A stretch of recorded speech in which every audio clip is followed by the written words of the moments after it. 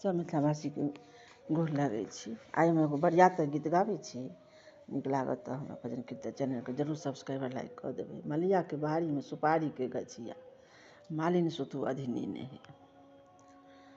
मलियाके बाड़ीमे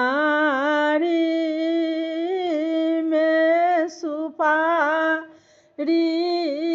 गछिया, मालिन सुतु अधीनी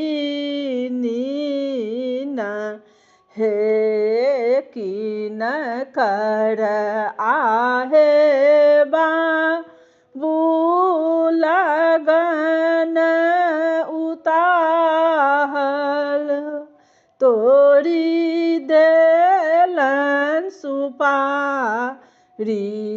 के डारी, हे घोरबा चढ़ल आबथिन बाबा, मालिन देलन उपराग,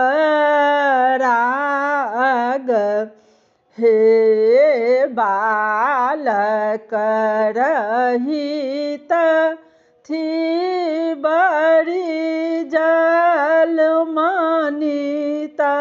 थी, छेला पुत्र बड़ी जलने जाई हे।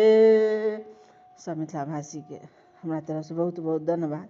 आशा करै छी जे बरियातक गीत छी, नीक लागत तऽ हम भजन कीर्तन चैनलके जरूर सब्सक्राइब और लाइक कऽ देबै। जय मिथिला, जय मैथिली।